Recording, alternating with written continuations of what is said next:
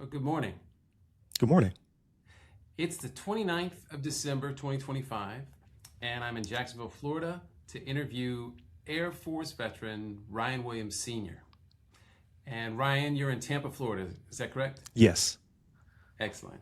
I'm Scott Mythen with the Veterans Museum, and we're going to interview Ryan to get his story of growing up in Buffalo, New York, joining the Air Force, and then becoming a cybersecurity expert.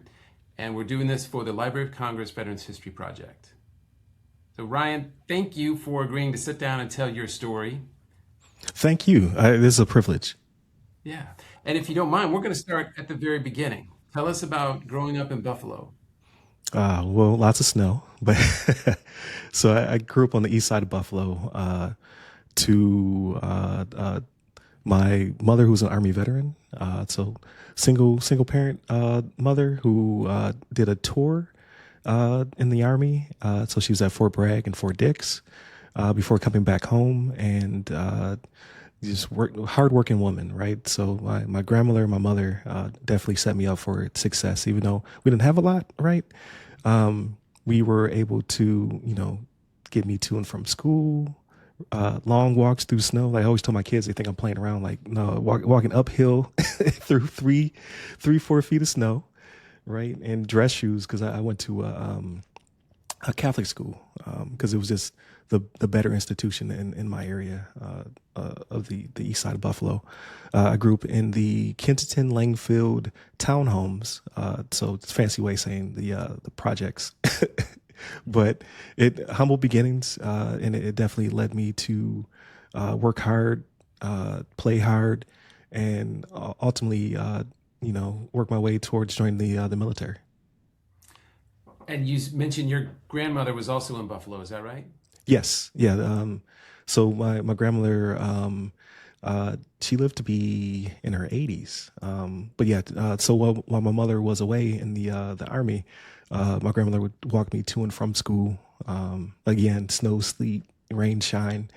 Very hardworking woman, and she's the one who actually enrolled me in the Catholic school originally, and then I did that all the way from kindergarten to high school. So several different schools, right? Because grade school, middle school, and then high school was Turner Carroll High School. None of those exist anymore. It's crazy. There's a big Catholic school, private school, uh, like presence in Western New York. But a lot of those kind of shuttered their doors because of funding. So my school no longer exists.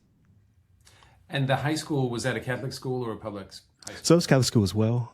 It was called Turner Carroll. It was two different high schools that merged.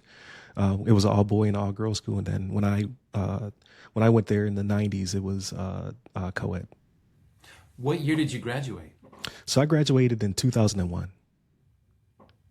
And Ryan, what activities were you involved in middle school, high school? So a lot of art. So I used to draw a lot and things of that nature. Didn't play any instruments or anything like that. I can't carry a tune, no rhythm, right? Um, but I was able to, kind of hone in on those computer skills. And so we didn't really we had kind of like one of those Apple IIe type situations in the back of the classroom, right? Playing Oregon Trail or Where in the World's Carmen San Diego, things like that. And then, once we leveled up in high school, it was like the early 2000s is when they started to add internet to schools and things of that nature. And we had like a little computer science lab. So I kind of tinkered around in there. And that's when I decided to pursue computer science, going into college, but pivoted very quickly. So Did your affinity for technology and computers just come naturally? yes, I grew up a little tinkerer. Like so when things would break around the house, I kind of take them apart. Sometimes put them back together, right. And I was the go to when anything new came in the house, because the 80s and 90s was that big tech wave change, right? We went from like record players to cassettes to CDs. So I was always kind of the tip of the spear, like give it to Ryan, he'll figure it out. How to plug it in, things of that nature. So you were tech support I for was. I was the everyone. help desk for the whole family. It definitely helped your grandmother program her VCR. Yes. Yes, like for whatever reason, people had a hard time changing the time on those things. So it was my job. And then just any new technology that came in the house. And you had computers in school, in the classroom, and in a computer lab. Yes, so none at home. We didn't have back in those days. We didn't have computer money, right? Like everything's a computer now, but that was really for rich people, in quotations, back in those times. So I used it at school. I used it at the library because we had a local library that also had little computer stations and things of that nature, playing Mavis Beacon, and things like that. Right, learning how to type. Right, exactly. Did you have any video games? So NES. So my father dropped one off like the 88 maybe. It blew my mind, right?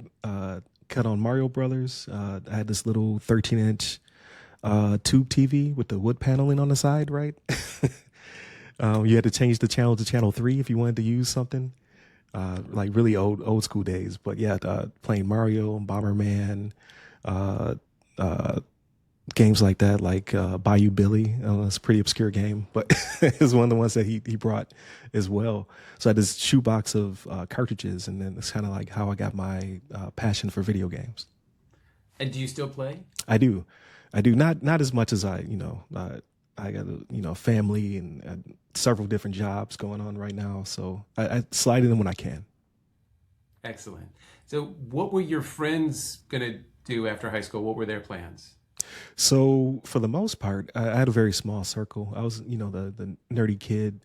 Didn't have the best of fashion and clothes and sneakers and things of that nature. So I had a really good friend from kindergarten all the way through high school, James Thomas. So still talk to him. That's my best friend, and he joined the Navy. So I went Air Force, he went Navy. Um, I think he was in for like 8 or 9 years. Came out, went to school for nursing. And now he's a nurse. That's fantastic. And you're still friends. Oh yeah. He was just here. I want to say because he's a big wrestling fan. So the WWE was here, so he came into town to see the show and for us to catch up. That's great. Now, I know your mom was in the Army and served while you were younger, hmm but were you thinking about the military even before your friend joined? No, so I planned to like I was like I'm gonna go to school far away, right? I'm gonna get out of Buffalo. I'm gonna go to school, computer science. Um, and I grew up with my mom's uniforms in the closet, right? Like play with her pins, and I'd read the Army Field Manual and things like that. Just like playing Army. I didn't really consider joining the military. And then what I found was, life just hits you when you turn 18, 19, right? So I'm going to school full time. I'm working full time because I have to pay for my car insurance and gas, and I'm still living at home, but like the bills are super tight for my portion. And I was just like, I'm not doing well in school. Computer science is kicking my butt, right? I had a level of math where I just didn't have the discipline to exceed it, right? Like I was like Calc 2 pulling a C, and I still had to get way higher than that, right? To continue down that path. So I said, you know what? There is a recruiting office downtown. I'm going to go talk to them to see what I can do about, getting some time off of school, which I didn't know the military is nothing but school. And I want to see the world, right? So I'll get the GI Bill, come back home, or wherever, and pursue school in that fashion. And then when I went, my mother was like, "Go to the Navy recruiter or go to the Air Force recruiter." Like she loved the Army, but she was like, "Go to one of those." Then I showed up, and the Air Force recruiter was not there on time. He was because his quota was so low, right? It's like it's 2003, and yeah, we're in wartime, but it was such patriotism. Everybody wanted to join the military. The economy was like kind of weird because of the .com bust and things of that nature.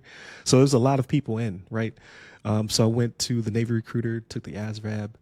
They're impressed with the scores, and then as I'm exiting, the Air Force recruiter opens his door, and I go talk to him. Really, really cool guy, Master Sergeant Peterson.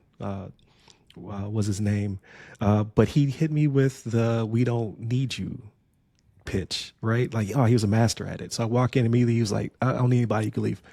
So I was like, wait, hold on. So you don't need me. So we sat down and talked, and I didn't know how good he was at recruiting, right? So basically, his thing was, uh, he can kind of sense that I was the type of person where like not boastful, but I was like, I got skills. I can do something for the Air Force, and he got me with it. Next thing you know, I'm in depth. That's brilliant. Yeah. Now, there was a gap there. You graduated in 2001, and tell us where you went to school. So I graduated in 2001. I was accepted to a couple of schools nearby, like Canisius College accepted me under my major. The University of Buffalo accepted me under general because they were like, your math skills don't seem to be quite where you need to be for computer science. And then Alfred University, so that was way further north, right, Upper New York. So I, of course, chose the one furthest away, not knowing how tuition worked, right? So they were like at the last minute, they were like, okay, now you need to sign all of these loans to come here, and I didn't have any credit, right? I had a full-time job, but it wasn't anything where I can pay tuition, and I had no cosigner. Everybody was like, nope, not gonna. You're not going to ruin my credit, right? So I wound up going to Erie Community College. So ECC had three campuses. So they had City, that was downtown, North and South. So I chose North because, again, I wanted to kind of get away from home. So at least I was able to, drive myself to school and be away for, some time. And then, like I said, I kind of had that friction between grades kind of not being where they needed to be. The budget was tight. So I was like, you know what, I'm going to choose the military and see where that takes me. And were you able to take any computer science classes at the I community did. college? So I took, I was a sophomore when I ran into the math wall. I was pivoting I had to go from Calc 2 to, there was some kind of intermediate class before differential equations. And I took Calc 2 twice. I put a C twice. I was like, I don't think I'm going to be able to climb over this wall because I'm going to school full time during the day. I'm working all night. I worked at a bank called HSBC. So HSBC, for them, I did several different jobs. Because the way Buffalo works, right, with the snow. So we had to wait for the trucks to arrive, and we would balance the accounts at night. So we sat at these giant adding machines, and we would drop checks in them for the totals to make sure that they matched what the cashiers took in. And they'd be off by a couple pennies here and there, and we'd fix that. However, if a blizzard blew in, that we would have to cut our machines off because we couldn't just sit there on the clock. And they had odd jobs around the bank, so you could tell how old I am. They had a job called microfilm. So before online banking, they would take pictures of all the checks, and you would scroll through them on this machine that kind of looked at like the newspaper machine at the libraries. And you would scroll through until you found their check. Then you take a picture of their check, and you would send it back to them. And then when that wasn't like there wasn't a lot of activity that night, I'll go to a place called Lockbox, and Lockbox took in the commercial accounts. So I worked on Singular. So again, showing my age, Singular doesn't exist anymore, right? They were purchased by AT&T or someone else. And basically you would take in their bills because people would put, checks or money in an envelope and send it to Singular, but they really send it to us. And we would open them and then balance their accounts at night. So I did that, and I was exhausted. I believe it because you were in school full time Hmm. and working almost full time. Right. So you barely had time to sleep, let alone do homework. Yeah, I would literally go home, take a shower, and then go to school. And then between school and work, I would go over like my girlfriend's house, which is now my wife, hang out with her for a few hours, and then go back to work. Just continuous cycle. Yeah, but really not sustainable for the long term. No, not at all. And like I said, my grades were terrible because of it. So I was like, I have to do something different. Yeah, I mean the average student, they're not required to work a full time job to pay for their own bills. So Right. yeah, the deck was more or less stacked against you. It is interesting though that working at the bank, you were working on analog and early digital systems. Right. Yeah, and I'm sure a lot of those systems they're right. They're just something that sits on a desk now. But like my entire desk was a computer. And did you just like in your home programming everything electronic when you were a kid, did you become the go-to guy at the bank? To a certain extent, like when they needed help in other departments and the help desk wasn't there, right? I was the shut it off and turn it back on guy, or I was the, you know, let's tinker around with the settings to get it working again. But not to the extent that, when I joined the military, just a little bit more tinkering, right? And just trying to show my value so I can continue to work there. And I love the story you told about the recruiter, the master sergeant, who said, we don't need you. Right. It made you have to offer what you could bring to the Air Force. So, what technological capabilities did you present that made him change his mind? So for me, it was because I didn't exactly know what the Air Force did, right? I just knew like planes. Okay, it makes sense. So I was talking to him about how I used to, strip down, you know, uh, electronics like my game systems, my Walkman, things of that nature, and put them back together. Or if something came to the there was a Goodwill nearby, right, and they would always have like broken electronics, so I would take those and kind of work on those as well. Usually not successful, but I showed him that I had you know uh, kind of a what's the word I'm like aptitude for electronics. So he was a avionic mechanic. So he was or I'm sorry, like avionics, and I forget what it was called, like electrical systems or something like that. So he worked on the tech that was on the jet. So that's what he wanted me to do. So he was a little disappointed when I went into computers. He was like, "No, I want you to work on planes." But it worked out to my advantage. When you were in the DEP program, did you have that opportunity to choose which field you wanted to go into? No, so again, because there were so many people who wanted to come in, I had to come in open electronics. So that was his pitch, right? Like, okay, you come in open electronics. When you get to basic, you're going to be able to kind of pinpoint what you want to do, like based upon what's available and open. So he was like, go avionics. And when I got there, it was biomed tech, which was the guys who worked on the hospital equipment. It was data maintenance is which I became. So a 2E2X1. So those were the guys that worked on telephones, cryptography, and a little bit of networking. But it wasn't until later on when we merged with another career field that we went full cyber transport. And then cable dog. So the guys who work on the what I suspected at the time was like telephone poles, satellite communications, like guys who climbed. So in basic, they lined us up and they had us climb the pole, right, with the harness and everything, like old school harness, like the stuff that they don't even use anymore. But I found out really quickly that I have a fear of heights. So I didn't know it at the time because I never climbed that high, right? So we're climbing telephone poles.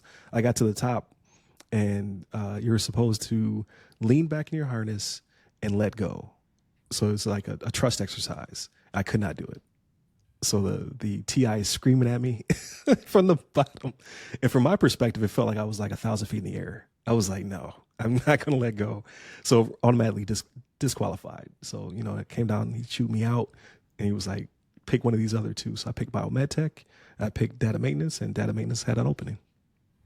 Excellent. Now, I know your mom originally said, don't go to the Army, go to the Navy or the Air Force. So once you signed up, like before you went to boot camp, when you went back home and told everybody you were joining the Air Force, what did they say? Uh, Kind of a little bit of disbelief, because it was wartime, right? So we had just gone from Afghanistan into Iraq. So like I'm in the recruiter's office when we had the shock and awe campaign, right? When they were really unleashing war on Iraq, and they're like, "You are crazy! Like, why would you do that?" So it was a lot of not necessarily anti-war sentiment. It was like, "You're joining at the wrong time. Like they're going to ship you straight to Iraq," which took a couple years, but yes, they shipped me to Iraq. It happened. What was the conversation like with your girlfriend? Supportive, because she saw I was really struggling doing all those things, right? And she was like, you know what, I support you. I know you're gonna do, great things. And we knew a military policeman. Like he had gone out to high school with one of her friends. He was not in Iraq, so she was like, "Chance of you going are slim to none, right?" Because he was like, he's not going. He's in the States. And that trip to boot camp, was that your first time on an airplane? Second, so it's my second time on an airplane. So I flew once to New York City to visit my girlfriend at the time, my wife now, her family, and then yeah, that was my second time on a plane. And it was a very long flight comparative to like from Buffalo to the city is like 40 minutes. Did you go to Lackland? I did. I did. Yeah. So I went to Lackland because at the time we only like for years even after I joined, we only had one boot camp. Like it was just that one, right? So everybody had the same experience coming out of basic, and then obviously over COVID and things like that changed the way we do things. Now we have the Space Force and things of that nature as well. But at the time it was a one-stop shop. Everybody went to San Antonio. And you joined March 25th, 2003. Is that I right? did. So not a bad time of year to go to San Antonio. No. It was still compared to Buffalo. It was still like X-ray heat. Like I've never been that hot in my life. And having to run in that and exercise and things of that nature. But it was a great experience. Like I I came in fearful. I came out with a lot more discipline and confidence in myself. You were a little bit older than the average recruits, right? I was kind of in that window. I was 19. So, you had a handful of 17-year-olds, and then mostly people who were 18, or I think the oldest we had a reservist. I think he was in his mid 20s, which to us was like ancient, right? Yeah, so he was the old guy. He was the old guy. What were the instructors like? They're for TIs, they were pretty cool, right? Like it was a lot of learning common sense, right? From the military perspective. So there's a lot of you think you know what you're doing and then you're getting screamed at because of it. But fairly quickly, like my mom was Army, right? So you're not going to out yell my mom. You're not going to out stare my mom. So I was more concerned with like my whole thing was it's like a team sport, right? I'm one of 55 guys in the barracks, so I want to make sure I don't let my team down. So anytime that, because it's mass punishment, right? Because they're trying to make you all conform. So anytime that I disappointed a team, it's real heartbreaking. You had been self-sufficient and I'm guessing independent, after high school, going to college. What was it like to suddenly be in a team so big that everyone was impacted? It was really daunting, right? Because there's some things that they had to work out of me, right? Like so, the way I spoke, they always yelled at me about that being from Western New York. So there's a certain way you carry yourself, certain way you speak. So they yelled at me about bebopping, right? Because it's certain, like, they're trying to teach you how to march, and I have a little bit more swag in my walk. So there's certain things they had to get out of you. But for the most part, I was pretty good. I was also tall though, so it's a funny story. So we had a TI, and his wife was coming. Well, she was due, right? She's gonna have a baby. So I'd already been an element leader, been fired. I just the cadence and rhythm, right? I need to be a couple rows back. So, fired several times, can't be an element leader, things of that nature. So he goes on leave, because at the time there was no paternity leave, right? So he went on leave. We get a new TI. He doesn't know us from Adam, right? So immediately sees a tall guy. Hey, you get in the front. Like, what are you back there for? Oh, and then now he's pecking me in the forehead with his hat, because he learns very quickly, like, I shouldn't be up here. That job, the element lead, was to call cadence, right? Right, exactly. So I Which couldn't call cadence, and I couldn't be first in the element lead, even though I was a little bit taller. Because yeah, I'm gonna march us straight into nowhere. So but you made it through. I did, I did. And then again, another confidence boost, right? Like to go through that, something that you see on TV that looks, completely impossible. I was like, okay, I feel more confident. I feel like I can, do something for the Air Force. I can provide value. Was anyone able to, family, friends, girlfriend, able to come to your graduation? So my wife, so she was able to attend. So it was just her was able to come, but it was great. Like the best experience of my life at that time. Did you know where you were going at like the final week of boot camp? You had orders to your training command? Yes. So I found out probably 2 weeks before graduation that I was going to Keesler, Mississippi for training. Electronic principles was the first course they put us through. And how did you get from San Antonio to Keesler? Bus, actually. Yeah, so they put us on a chartered bus and sent us on our way. So I'm on the bus with a lot of people I've never met before, right?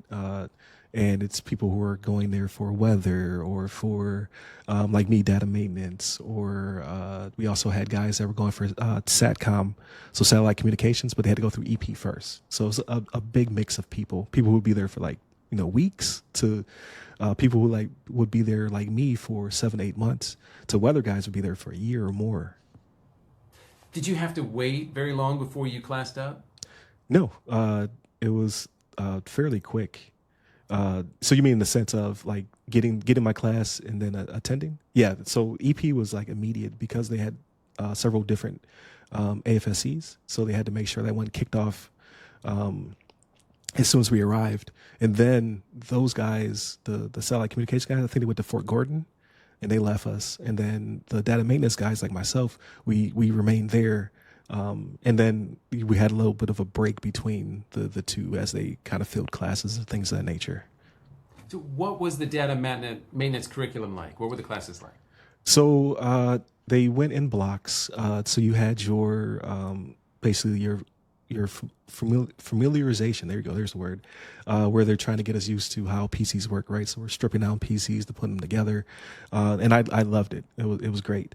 And then we went into data flow, and then how networks do what they do, right, when it comes to transporting data. So we learned IP addressing and subnetting. And that was the hardest for me because there was a lot of math, but then I worked so hard at it that it was one of the only blocks that I got 100%, right? So I'd gone overboard with that one because I wanted to make sure, like, okay, I'm going to make it.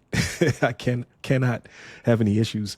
And then it went into telephone systems and cabling, and then ultimately it ended with cryptography, and we built full-blown networks. So it was very challenging. That's an extensive, IT curriculum. That's fantastic.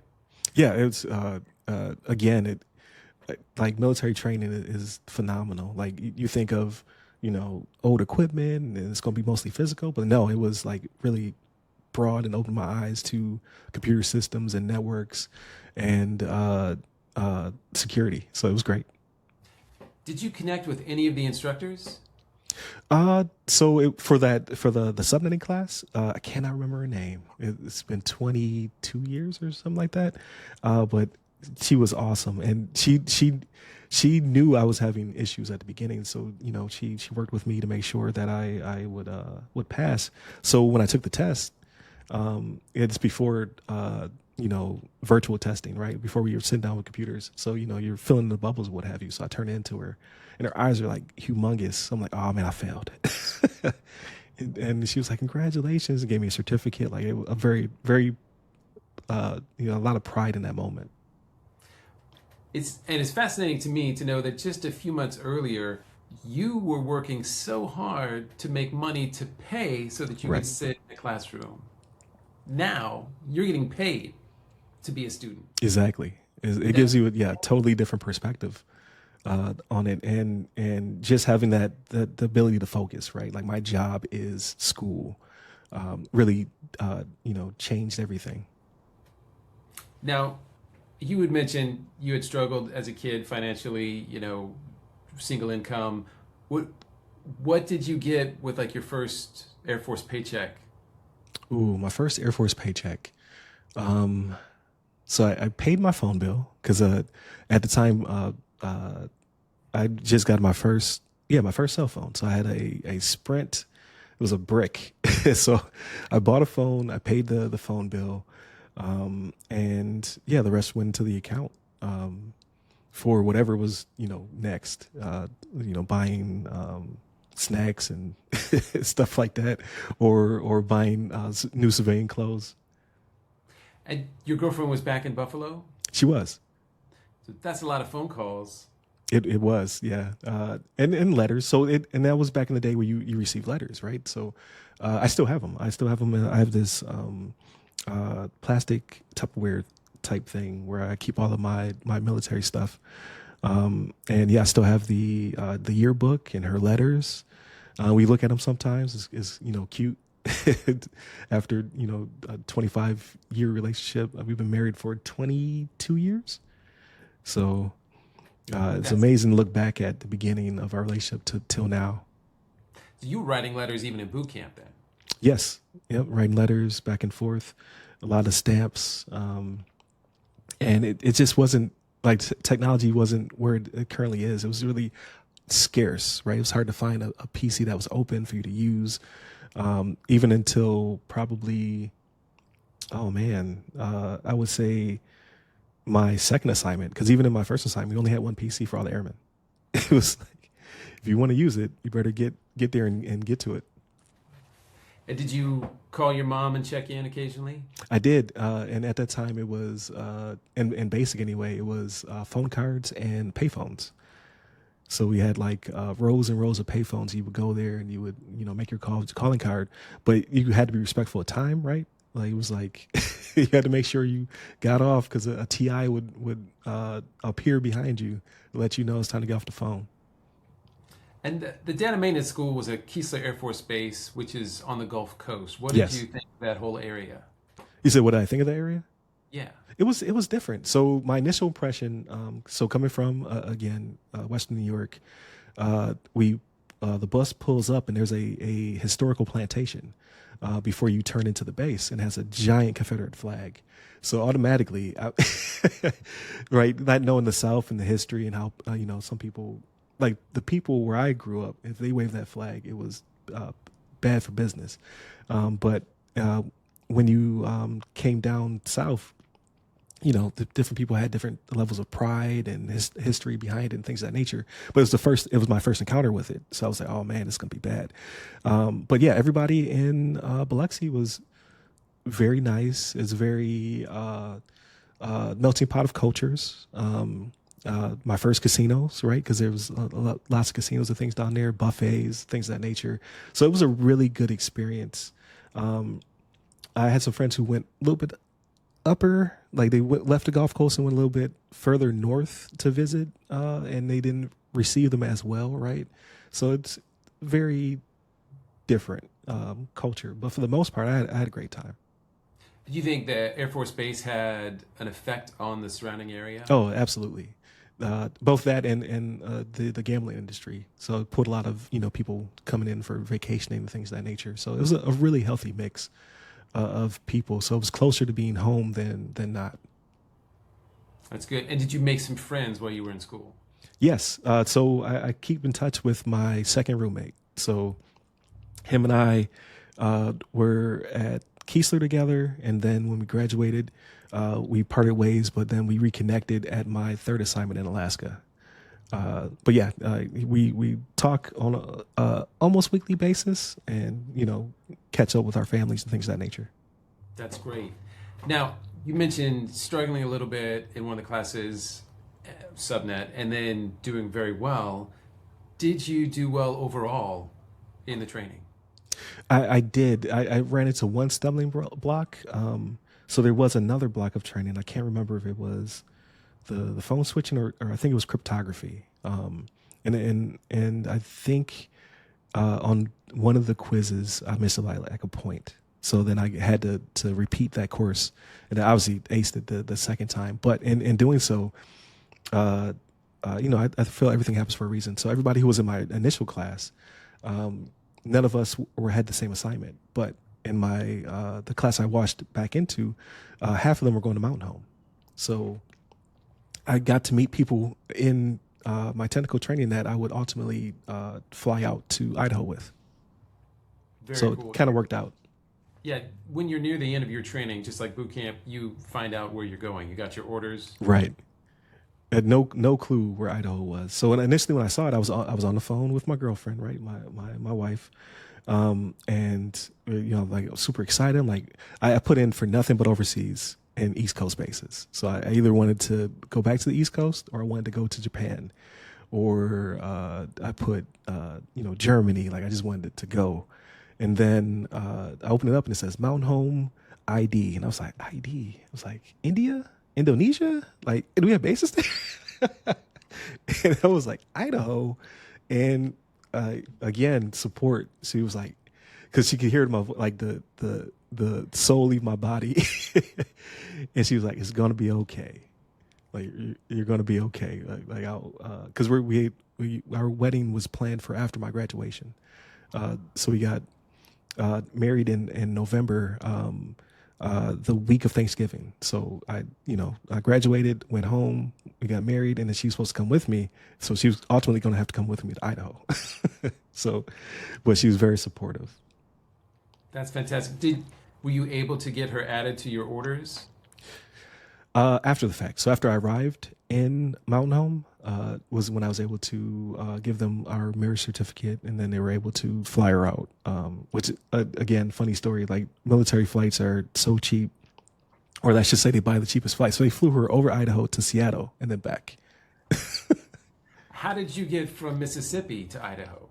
So it was a flight. So they flew me into Boise. Now, you went home and got married. Did you go back to Keesler to check out? Oh, I'm sorry. So no, I flew to Buffalo and I flew from Buffalo. So I departed Buffalo and flew to Idaho. Nice.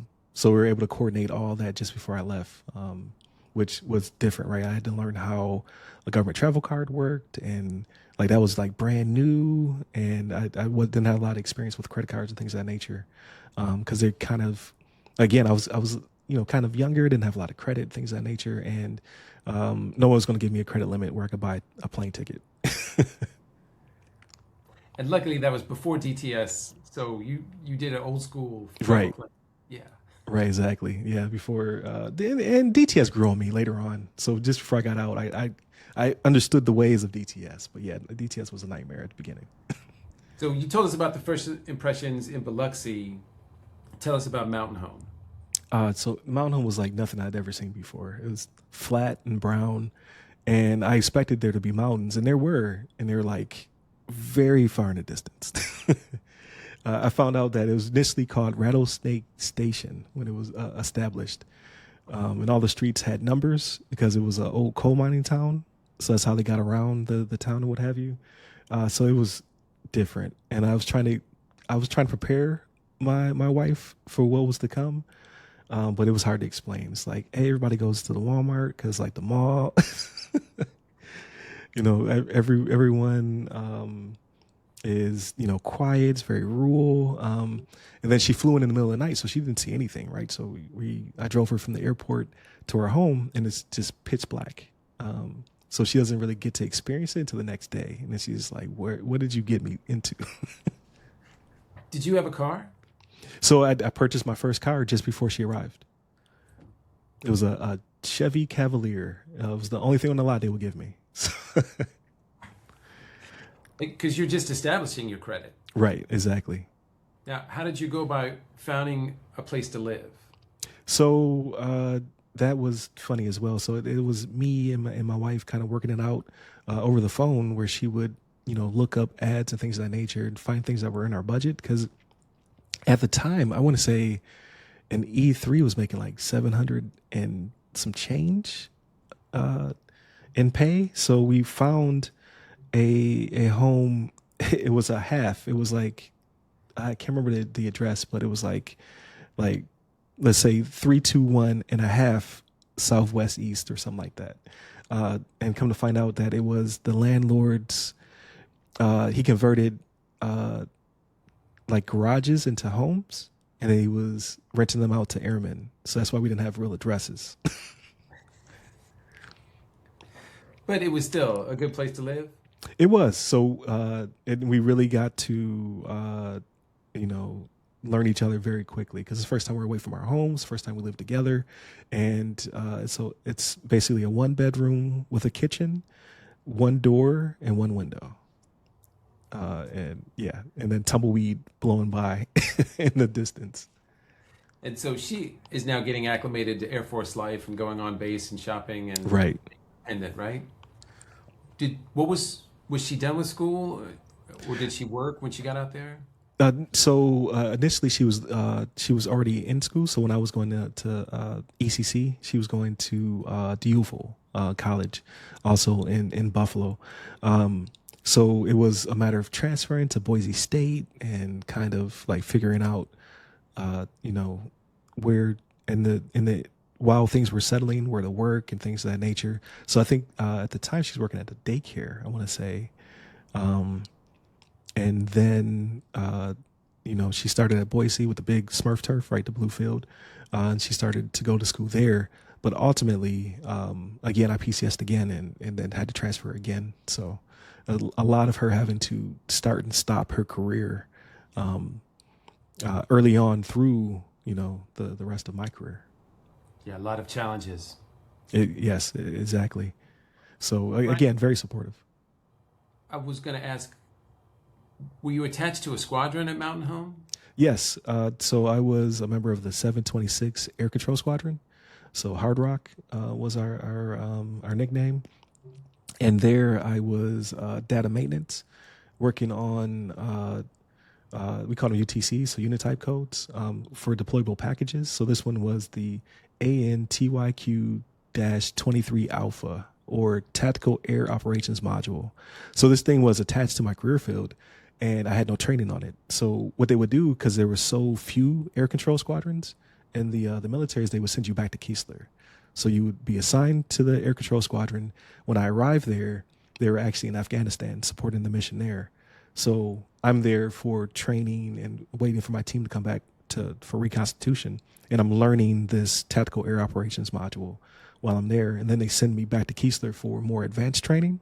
And then I think that was like maybe 2 months on how this thing works, right? Like you kind of think air traffic control in a box. It's there for the integration of voice and radar, as well as battlefield management. So they're identifying friend and foe. They know where the Patriot batteries are at.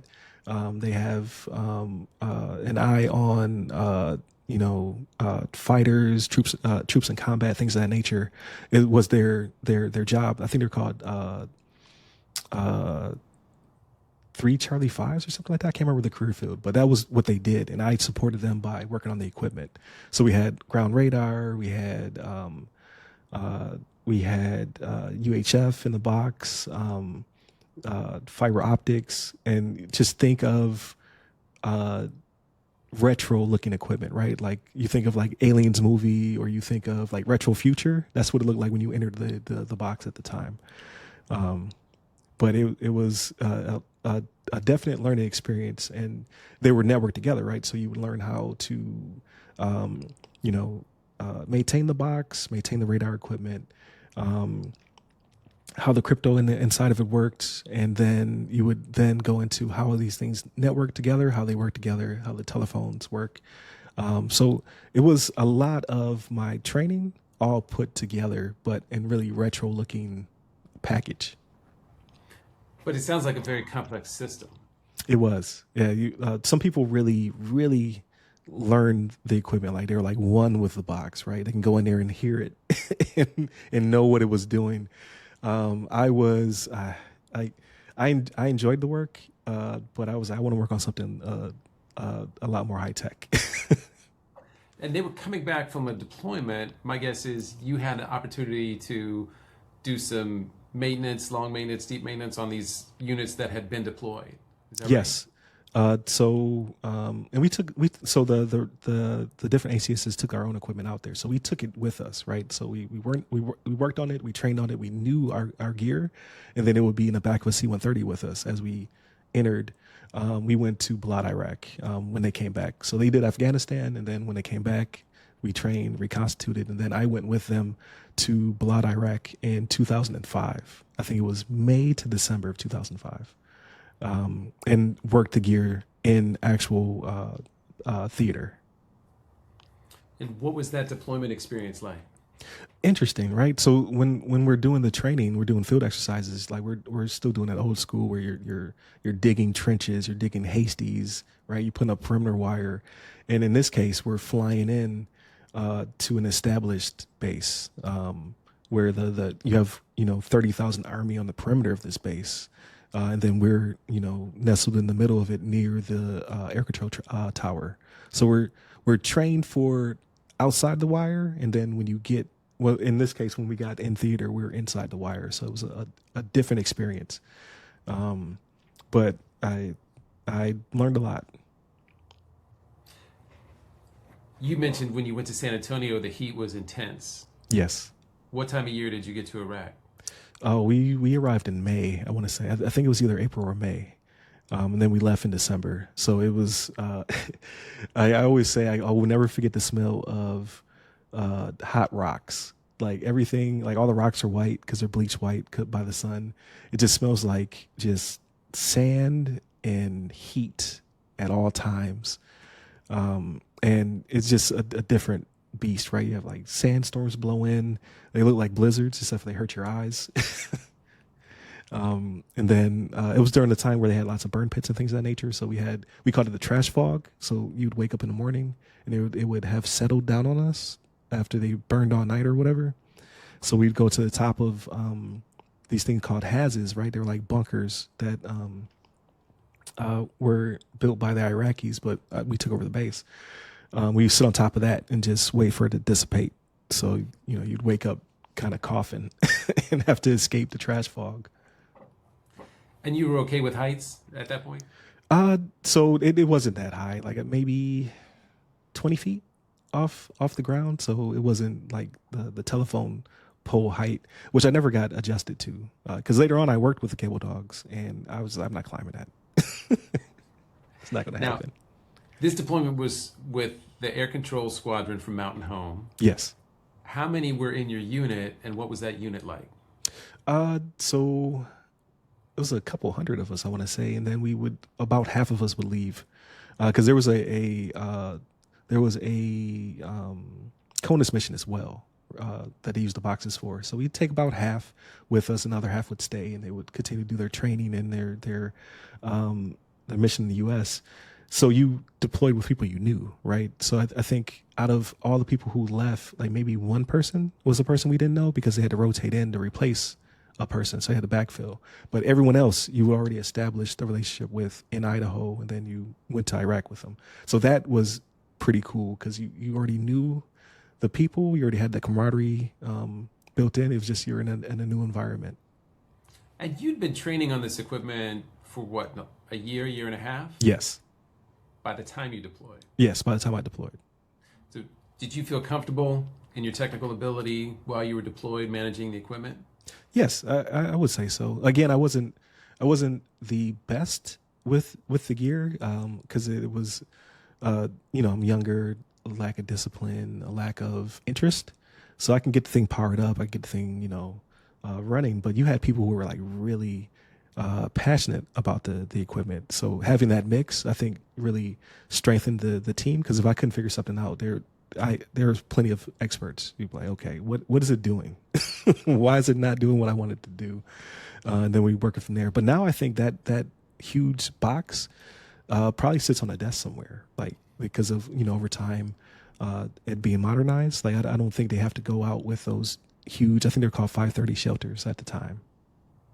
So you're deployed. You've been in almost 2 years. Your wife's back in Idaho. Mm-hmm. What are you thinking about the Air Force?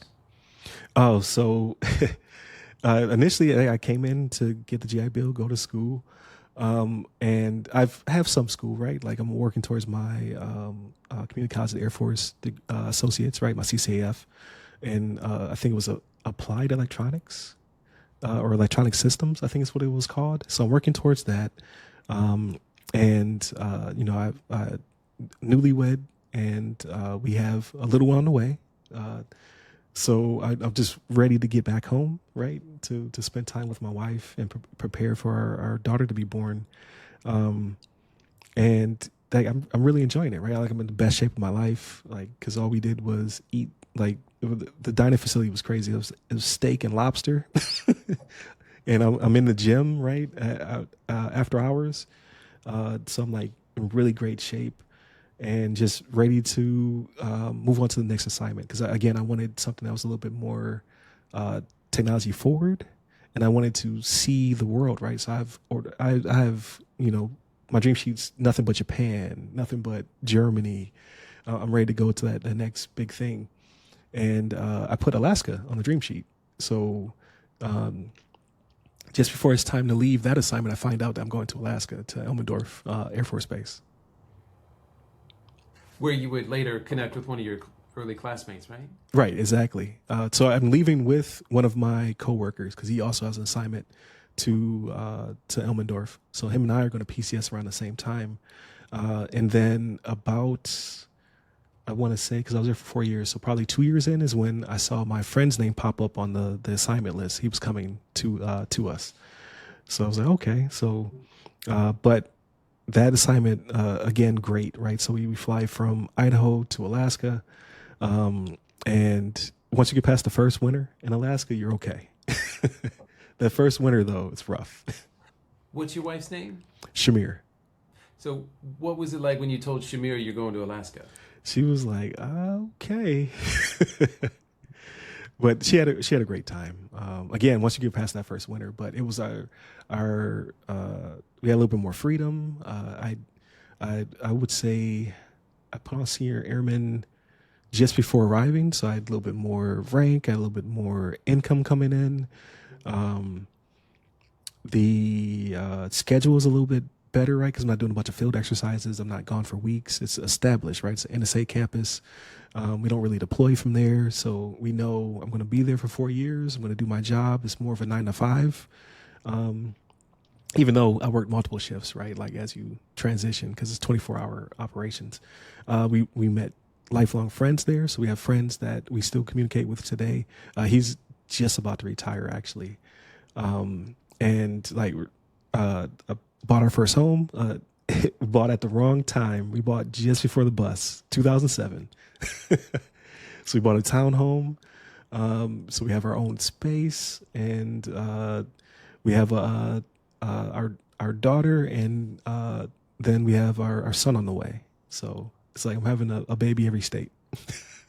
Your daughter was born in Idaho? My daughter was born in Idaho, and then Ryan Jr. was born in Alaska. Did any of your extended family ever come visit you in Idaho or Alaska? So my mother-in-law visited us in both. So my mother-in-law and then my brother-in-law in Idaho. So he was maybe 10 or 11. So he's much younger than my wife.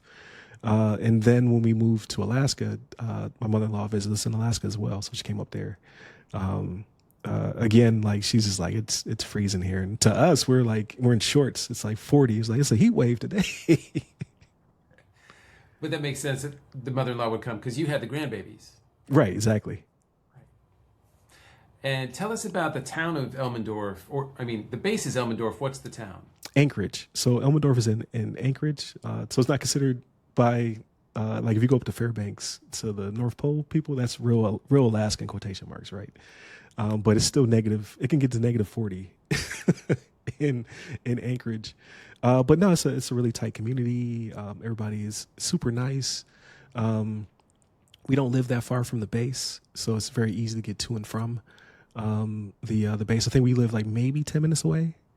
So it's really like we're right by the gate, and we're starting to get a little bit more, at least from my perspective, starting to get a little bit more like not civilian, but more freedom, right? It's not as locked down as Idaho was because there's a bunch of A1Cs running around. You have to kind of corral them to make sure they don't make terrible mistakes.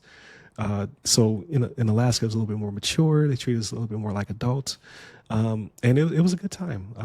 My wife transferred to the university up there, and then I began to go to school for my bachelor's in social psychology, because I was like, I'm not going to go do computer science again. So I was like, what did I like? Where were my best grades? And I found out it was my sociology classes, my psychology classes. So I decided to pursue that as my degree, and learned a lot. Right, it helps you with communication skills and kind of figure out how people tick and things of that nature. So even though I don't really use that degree, I still use the things I learned from it till this day. And yeah, I had a great time. I only went on a couple of TDYs back to the States for more training, right? More, I think I went to a TCP/IP class to learn a little bit more about networking, as well as I did a Solaris class where I went to, so the TCP/IP one was in Yakima, Washington. So I don't know if you ever see the camper tops on top of people's car called Yakima. That's where it's from, right? So we went there for that training, and then I went down to Fort Huachuca in Arizona for the Solaris class, so learn about Unix and Linux for the specific equipment we had there. And then I went to Point Burrow, Alaska. So I went to the top of Alaska for a TDY as well to work on some gear. And that's the part of Alaska where the sun may not set for a long time. So I was there, and the sun just kept going from left to right of my trailer. But amazing. Like I had a great time. Rode my first snowmobile, called them snow machines up there. Saw a polar bear, right? Stuff like that. Like it was great. Did the family like Alaska? Did y'all They do? did. So my daughter can kind of remember it a little bit, right? She was pretty young when we left. She was like 5 when we left Alaska. So we felt terrible. So we get to Virginia. And, it's a regular day, and she's like, she looks very anxious. We're like, what's wrong? She was like, where did the sun go? And thinking about it, like, okay, yeah, we left when it was like sun all the time. So she's just like, what is this night thing that's happening? So it was funny now, but at the time we were like, oh, poor baby. Hey, what happened to your Chevy that you had in Idaho? So we took it with us. So Did you? it made it to Alaska, and it made it to Virginia. Yeah. So, and then in Virginia is when I traded out. We got a Nissan Altima when we got to Virginia, but it made it several different PCSs.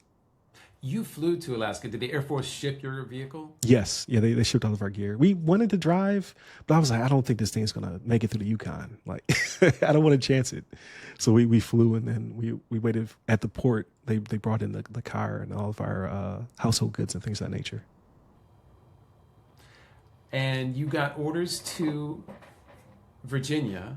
Yes. Were you at Langley? Yes. So I was at Langley. So leaving Alaska, again, I was trying to get to PACOM. I was trying to get to the Pacific. So I put down all of Japan, and then I was like worldwide short tour Korea. And that is supposed to be the trigger. Like, okay, you're going to Korea. And then near the end of my tour, they were like, Korea's full. I was like, what? They're like, either you can go to Georgia or you can go to Virginia. So you'd either go to the 5th Mob in Georgia, or you would go to the Network Operations Center in Langley. And, I'd done the Fort Mobility thing. So I kind of knew what that was. And it was kind of exciting. But I was like, I really want to go to the Air Force's Network Operations Squadron, right? Because I would be in control of the base boundaries of 120 different locations. So I was like, definitely Langley. So we PCS to Langley, and I was there for 5 years. Great time. Like I loved it. 5 years. That's amazing. And 4 years in Alaska? Yes, 4 years in Alaska. All right. So we got it back all the way up to Idaho. Is that when you did your first re-enlistment? So my first reenlistment was in Alaska. So because I came in for 6 year enlistee because I wanted the bonus, and I spent the bonus on my wife's wedding ring. So It's a good choice. right, So, who did your first re-enlistment? Do you remember? my first reenlistment in Alaska was a captain. I cannot remember her name, but I do keep in touch with her on LinkedIn. Sparingly, she got married and changed her name, but um, so I'm not big into. I'm big into other people's pomp and circumstance, not my own. So I hypocritical, right? Like I like we're gonna do something big for you when this happens, and then for me, I snuck away. So I got her, I caught her off guard. I brought the paperwork to her, and I was like, "Hey, I need to reenlist." And she was like, "Oh, okay. Well, let's get to the schedule of the thing." I was like, "I was told I have an hour." So I reenlisted in her office. It was just us and a witness. And she told me this funny story about when she joined the military. She worked in a magnet factory, and how all of that stuff. Like I don't know. Like she tied it together. You know how officers do. Like she tied that story into the reenlistment, and it was cool. It was a cool experience. And then I reenlisted for another 4 years at that time. And that got you through into your next tour in Langley, Right, right? exactly. And then I did the same thing at Langley. I caught my first lieutenant off guard. I was like, "Hey, I need to reenlist," and he reenlisted me in the break room. So what does that say about you that you would help everyone else and they would re-enlist in exotic places or in front of the entire formation, and you would just in a quiet place just have I a quiet moment? Yeah, I don't like a lot of attention on me, right? Like and obviously, like I had the we'll talk about the podcast and all that other stuff. I I if it's gonna help someone else, then yes. But if it's just for me, because even to include my last my retirement ceremony, very small. I was like, I don't want to do anything humongous. But yeah, I just like I appreciate everyone wanting to attend and to be there and what have you. But like it's just you know it's Tuesday. Let's just keep it rolling. All right, so now you and the family are in Langley, Virginia. You got the wife and two kids. This is the closest you've been to New York since you joined the Air Force. Right. Was it easy to travel home for vacation and holidays? So I actually traveled less from Virginia to Buffalo. I traveled more because it was earlier in my career from Idaho to Buffalo. So we would take those long drives. I think it was like 22 hours round trip to and from. So we would drive that Chevy Cavalier to and from Buffalo from Idaho. So and again, like now I'm a staff. I have a little bit more, money. Let's fly home. So we flew home a couple of times. And I think we drove twice, but I was like, I don't. The turn and burns are just is a bit much. And then we have kids now, right? So you have to make sure you stop for them and things of that nature. And then near the end of that tour, we had our youngest son Mason. So again, third state, third child. That was it, and we're done. And where did you live? So in Virginia, we initially lived on base. So there's a lot of really cool historical housing they have on Langley, and it's directly across the street from the flight line. So I had a view of the flight line. It wasn't as noisy as you would think because they didn't, they just taxied there. But like if we had like air shows or fireworks, we just sit out on our lawn and then enjoy the festivities. Like I really enjoyed that base. And then when we had, we didn't have enough room. So we moved in, we had another child. So then they were like, okay, you won't get another room unless you PCS or something like that. So what we did was we moved off base into a home for about a year and a half. And then we moved into the new base housing because now we had kind of reset our clock. And they had off base housing, brand new, beautiful homes that were maybe 10 minutes from the gate. So then we lived there. And it was great. Like Yorktown's amazing city and the school district was amazing, right? They had all like A+ schools, so the kids were going to those schools. Great facilities, like the youth center and things of that nature. My wife was working full time as a general manager of a wellness center that was nearby as well. So like firing all cylinders. And then again, I'm at a very technologically forward squadron, right? Like we control all of the base boundaries. We're modernizing them. A lot of really cool gear. We controlled 500 devices. We had 845,000 users that we supported. And like I'm getting my first certifications. I just finished my degree. I was getting my certification in my first certification was a Cisco certification, so CCNA. So I got that.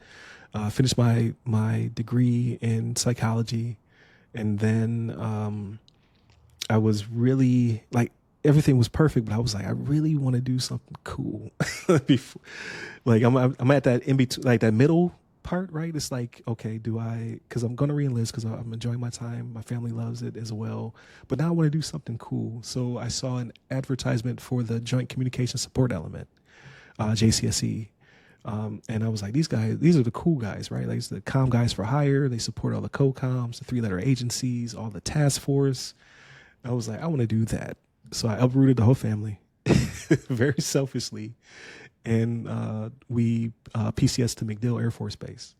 And yeah, again, I'm in great shape because they're running us. We're doing like a 5K every day, like miles and miles a week, like at least 12 miles a week of running. And it's a joint force assignment that's also airborne unit. So like we got like Navy guys and Marines jump out of planes, and we have like all the newest technology that we're integrating into the different services. I was able to actually leave the country, right? So still, they put me on team 2.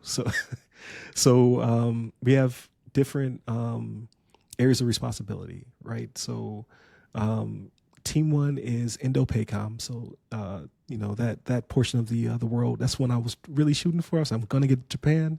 And then team 2 is EUCOM and AFRICOM. And then team 3 is CENTCOM, SOCOM, right? So you're back in the sandbox probably. So I was like, I don't want to do team 3. A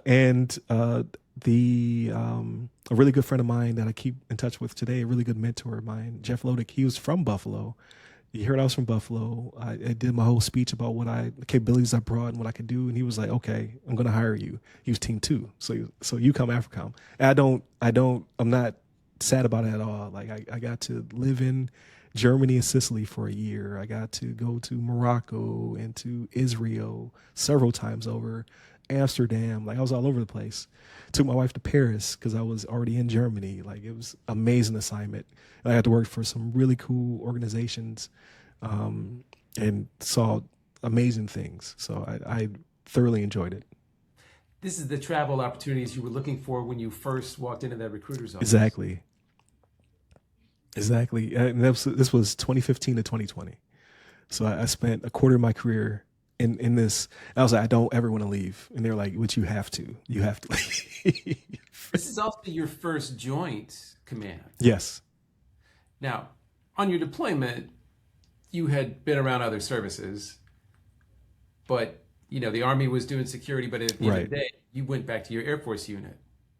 Right, exactly. And this was all folded in. So like the guy who hired me, Jeff Lodick, like he was a Army Master Sergeant, right? So he's like the guy who's in charge. And then I have a Marine captain who's over us. Our unit commander at the time was Army, and then it rotated to Air Force, then it rotated to the Marines. So you're getting all these different experiences. One of my closest friends who's on the podcast with me, he's Navy guy, right? So he just separated from the Navy. So I'm getting to all these experiences. You're elevated from just like I was a network transport guy, like switching and routing, to I'm learning all about satellite communications and UHF radio and virtualization of Active Directory and things of that nature. So you're becoming like a full blown Swiss Army knife when it comes to technology, and you're getting to see things that aren't even in the service yet, right? You're getting to prototype them to see if they're, service worthy. Like, will this work for future missions? Like, oh man, I loved it. It was a great assignment. That sounds like challenging work.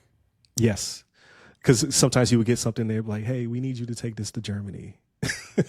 And you're like, but what is it? So you had to train on it, learn it, and then you had to go out and do the dog and pony, right? Like, I have to sell this to the service. Like, hey, this does work, and this is how we implement it, or we can integrate it into your environment. So you got to see a lot of really cool technology. So let's talk about team dynamic, because you'd been part of many Air Force teams, high functioning, everybody most got along for the most part. What was the inter-service rivalry like at that Joint Command? Actually wasn't that bad, right? So like when I arrived, it was a healthy mix, right? So like the largest component is when I was there was the Air Force, right? So Air Force handled the budget, right? So the Army loved it because that's money. Like the Air Force is willing to spend money, and then the leadership was Army, so there's a lot more discipline and rigor behind it. And then you have a small contingent of Marines, and they're my favorite people. Because they know how to have fun, and they're very, very much disciplined, but they know how to have a good time. And then I first time working with the Navy and just learning how they do things and how different they are from all the services, but very similar at the same time.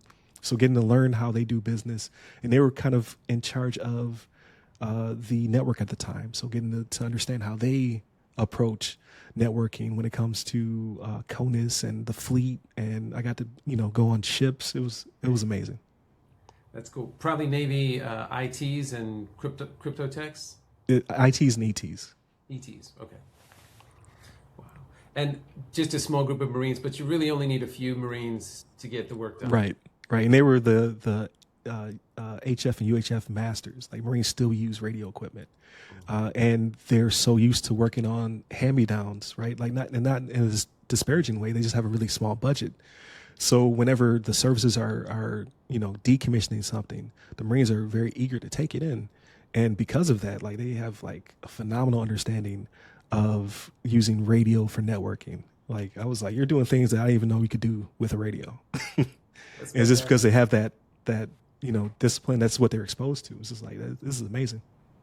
What did the family think about this move to Tampa? It was a little jarring at first, right? Because we were so established in Virginia. And I initially felt a lot of guilt because of it, right? Because it was me pursuing my career and wanting to do something, amazing. But then after getting in and getting settled in after a year or two, we found it to be very beneficial. Like, this was like, okay, this is where we can retire. Eventually, this is a good home base. We bought a home just prior to COVID, like months before the COVID lockdown. That's the home that I'm in right now. And, it just took a little while to get reestablished because, again, PCSing is very jarring. But my oldest daughter, she's now a college student. Can't believe she's about to turn 20, right? So she's in at USF for nursing. My wife is gone back to school, so she's pursuing her master's in human resources at USF as well. Junior is a senior in high school, and we're filling out the college applications. He wants to go pre-med.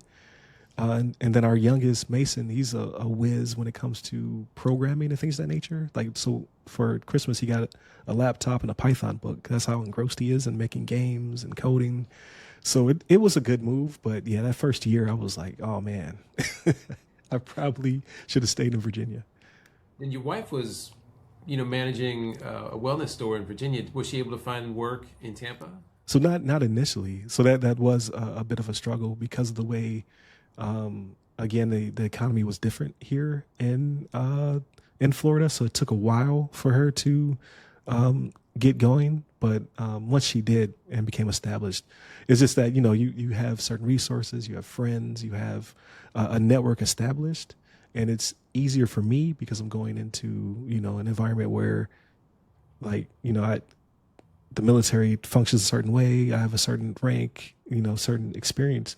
So it's a little bit harder, or a lot harder, I should say, in the civilian sector, because now you have to say, well, why do you have this gap in your resume? Like, well, because my husband, had to move, and it took a while to get reestablished. So it did take a couple of years to start firing all cylinders again. But again, my wife's very supportive, and I could not have done any of this without her. And I never made it to Japan to this day. The deployment schedules out of that command at MacDill, it sounds like a lot. Were they short or long? What was? So, depending upon your customer. So like my customers, because of my area of responsibility, were SOCOM, CENTCOM, JSOC. So they had very established rhythms. So I knew I was going to go to support this task force out of Sicily for this amount of time, or this task force out of Germany for this amount of time. So there was a really good cadence. And then you'd have your, because it was so many different missions. You'd have your natural disasters and things of that nature would happen. So I would have to, either be a part of the team executing and, after Hurricane Maria or Hurricane Harvey, in support of FEMA and, local disaster recovery, or hater missions, is what they called them. So there was a lot of movement and what have you. But there was a method to the chaos. Like we knew when these things were going to happen. Like you can see a storm, like Cyclone Ida is going to hit Mozambique. So we know, we can kind of predict on how we're going to establish our plans and go from there. And I went from being a member executing as a tech sergeant to I promoted to master sergeant. So then I was in charge of those teams. And then I moved into what's called J35, so the plan shop. And now I'm the planner for Team 2 missions, right? So I'm establishing, contacts with these different commands. I already know what their calendars look like. I know when their exercises are going to happen. Again, the hater missions, we know, hey, this thing's going to happen, right? We can see the hurricane coming. So I had a lot more control of my schedule. And I just tried to also, push that down to my to the troops I was supporting, so they would also have a good battle rhythm as well. So I loved it. It was the best experience. I had all good assignments, and then that was the crown jewel. It sounds like it, and a lot of great leadership opportunities for you. Yes, yeah. I tell people, like, if you people who are in the military, like if you want like the dream assignment, you need to go to either JCSE or JCU out of Bragg or White House Com. Like this, they're going to instill a lot of discipline. They're going to be very tech forward. And your network's going to, boom, coming out of it. Were you able to start mentoring any of the junior troops during this tour, or had you already been doing that? Oh yeah, it's from like day one, because they put you through a training pipeline when you arrive, because again they have to take you from whatever your specialty is into being a Swiss Army knife, and through that, right, like I have young sailors and soldiers that I get to mentor, and then above me, there's all the other services as well. So it's a really good melting pot. And again, you're learning like, oh, this is how the Army does business, and this is why it makes sense, and this is how they care and feed and discipline their troops, and that's how the Army or the Air Force does it, and the Navy. And so you're getting a lot of extra tools to your tool belt that I think really helps when you go back to your service. You're like, okay, I've learned all these other tools that I can implement to get the mission done. What mentors had an impact on you throughout your career? Oh man, countless. I would say in Idaho, because again, like just brand new airmen, I had a lot of really good leadership that kept us out of harm's way, right? Because there's nothing to do in Idaho. It's flat, it's brown, so it's a lot of mischief could happen. So they were really good at keeping us together. Lots of cookouts and get-togethers and like getting that camaraderie, but also keeping you like we didn't see it, but keeping you nearby, so they can work with you to make sure that you're fully established. But then coming out of there in Alaska, again, different environment, but as like Sergeant Gaylord, Sergeant Davidson, like these the old crusty master sergeants, that were able to mold you and to get you prepared for leadership opportunities because I came in as lower enlisted, and I'm working my way up to being a leader. And then in Virginia, I have like oh man, so many people. Sergeant Tynes, Sergeant Albert,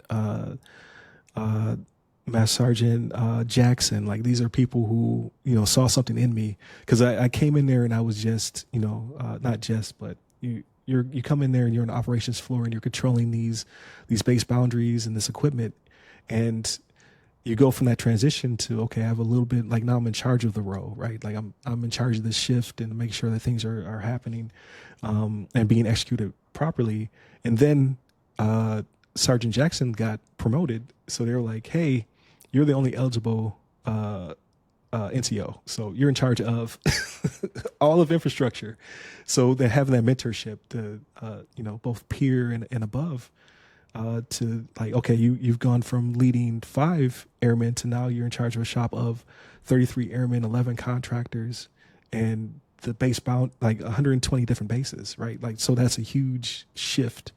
And it's crazy that they allow teenagers to execute on $1 million equipment, and they allow early 20-year-olds to be in charge of people who are in these humongous missions, right? Like billions of dollars of equipment that we're in charge of, making decisions to make sure things are maintained properly and that missions aren't impacted because the network went down. So like it was amazing. Then same thing when I arrived at JCSC. Now you're in charge of different services. Like how do they think? How do they react?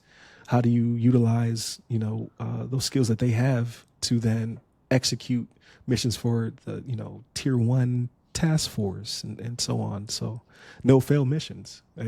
Amazing. Tremendous opportunities. Yes, exactly. And then I PCS to Interlick. So I was Geo Bachelor for 2 years, and I finally went to my first comm squadron. So I got to learn how those bases that I was, overseeing their boundaries, how does it work on the inside? And just, it was an amazing experience as well. And a lot of really good mentorship, as I prepared to eventually, retire. How many years did you have when you left MacDill and went to Turkey? I was at 18, so just shy of 18. And you had made Master Sergeant?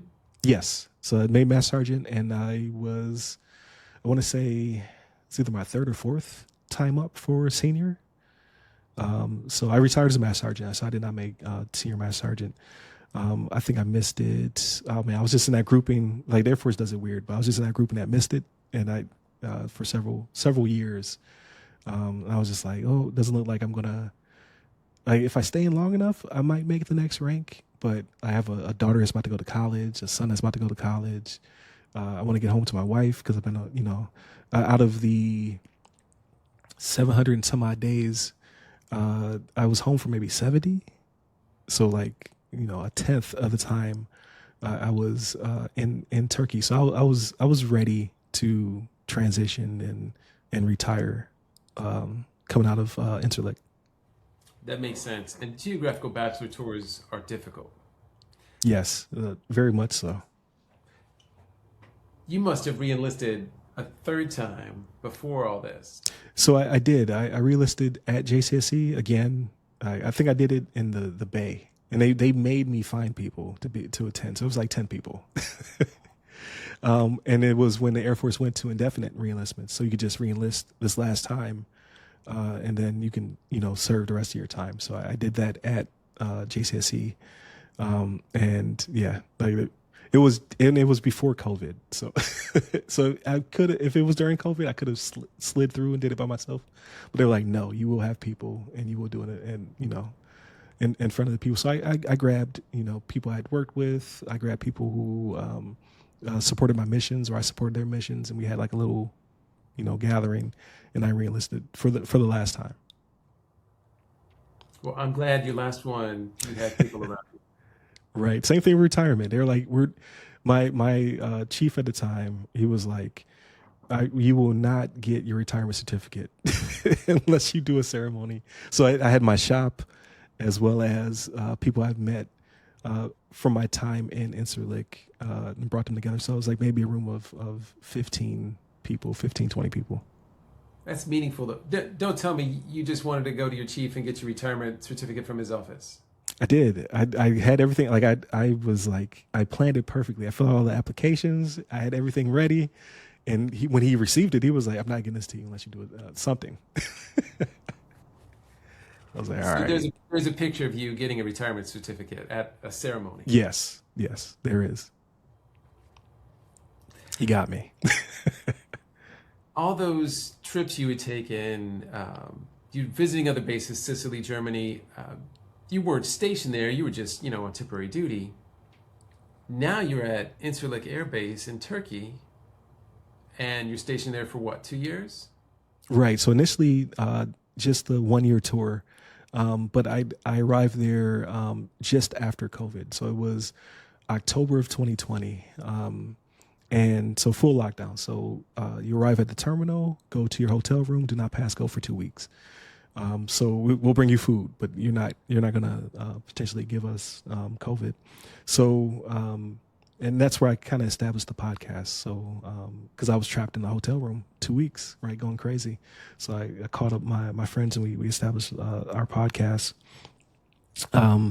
But initially, it was just supposed to do a year, and I was supposed to either come back to JCSC or go to Patrick and support the space mission over there. But it was before the Space Force, right? The Space Force wouldn't exist for another 2 months after I arrived. So then about midway through my year tour is when I got a phone call from my sponsor at Patrick, and he was a Guardian. And he was like, "Hey, you're a Guardian, right?" And I was like, "No, no one has asked me to become one." And he was like, "You're going to get a phone call from the chief." The chief called me and she said, "I'm sorry, all these billets have been converted to Guardian billets. You got to go somewhere else. Where do you want to go?" And I was like, "JCSC." She was like, "Well, where else?" I was like, "Well, I want to stay in Florida." So she was like, "Okay." So then I got a call. I was going to the combat comm unit out of Herbert. So, and I was like, "Oh man, I got a daughter going to college, a son preparing to go to college. My wife is going to go pursue her graduate degree." I was like, "I cannot do that lifestyle again, even though it's super cool and I know I would enjoy it." I was like, "Oh, I got to hit the button." So I hit the button and they extended me for another year. So I would be at my 20 years to retire. Completely understand all the dynamics, and it's not an easy choice. No, I really enjoyed my time in the military. And like just the camaraderie and the be able to mentor and be mentored. Like I would have kept going. However, right, like I miss my family. And you've missed birthdays, you've missed holidays, you've missed graduations. I was like, I really want to be there for my children, crossing over into college and adulthood. So I had to get back home. And I'm guessing when you travel now, you have your own laptop. You can FaceTime international plans with a cell phone. Right. Much easier to communicate. Yeah. So I talked with my wife every day through FaceTime the kids. Even the youngest, he had an iPad, right? So he would call me randomly, FaceTime with him, and just it. Couldn't really enjoy Turkey at the onset again because of COVID lockdown, and the Incirlik is pretty locked down in general. But that second year is when they started to open up more and people could then travel. So I saw a few places. Yeah, I went to Ankara and Keesler and I can't remember all the names, but I did a little bit of traveling. Saw what Turkey had to offer, and it was a really cool place with really nice people. Did you live on base?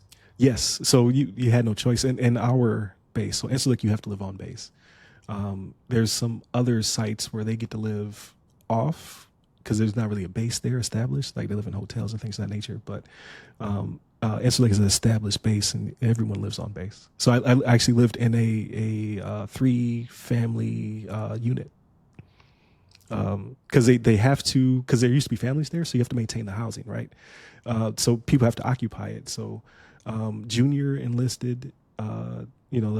The I think up to E4, they all live in the barracks, the dormitories, and then staffs they pair up and then techs, I think, pair up, and then master sergeants get their own place and above, just so they can maintain those houses. So you had your own family housing apartment. I did. It was, and you think that would be cool, but it was even lonelier. Right, hearing your voice bounce off the walls. Right, like what furniture did you just have? A chair and a table and a bed? Yeah, it came with a kitchen table, a couch, a coffee table, and an entertainment stand to put your TV, and then obviously a bed in the bedroom. So my first year, I made it into an apartment. I took the desk upstairs. I kind of lived out of my bedroom, and then that second year, I was like, I gotta start venturing out of, and at least in my own home. So I moved the desk back downstairs. I, started to use more of the house. But yeah, just it's a very somber, environment. Like you're like, I can't wait to get home. It was a 1 year tour initially. Were these unaccompanied orders? Yes. And there is no, so I think if you go to, oh man, where's the other? I think there's a unit in Ankara. I can't remember, but in Adana, where I was at, in Incirlik, there's no family still because of the coup that took place. I think they're just trying to get back to bringing in vehicles because you don't have a vehicle either. So they're trying to get back to bringing in vehicles and then eventually bringing in families. So how did you get around the base and how did you get around town? So for the base, you either rent a car or you rent a scooter. So I had like a little scooter moped type situation. So I rented that. And then I eventually bought one because I was like, I'll be here for 2 years. So I buy one, I could resell it, right? Which I did. And that was my to and from vehicle, right? I would scoot to work, back home. And then when it came to leaving the base, you would find someone with a car, and make those road trips when you had the opportunity to. You got a scooter. You had to take the motorcycle safety course, right? I did, and it did not work. I fell off that thing several times, and it's only doing 18. It's as fast as it can go. I was like, I will never own a motorcycle. I'll never do it. I'm too clumsy. But they are very convenient. Very, very convenient, especially grabbing groceries or having to go on a quick errand. Like it was much better than, because it's hot. It's still Turkey. The climate is very similar to Florida. So you don't want to, have to walk a mile or two if you don't have to. And probably due to COVID, the family wasn't able to visit at all. Is that right? Even past COVID, like there's no coming in to, like you'd have to visit them somewhere outside of the area. They would have to meet you in Ankara or somewhere else. And you said out of the 1,000 whatever days, you got to come home for 70. Yes. Yeah, because you have to save up for your terminal because I had to make sure I had that buffer. But also it from door to door, it was like 34 hours. So it took a lot out of you, which it was worth it. But, it would take days to recover from the trip. Right. And not just it's different time zones too. Yes. Yeah. I think I was 8 hours in the future or something like that. Something where my morning was the family's evening. Mm-hmm.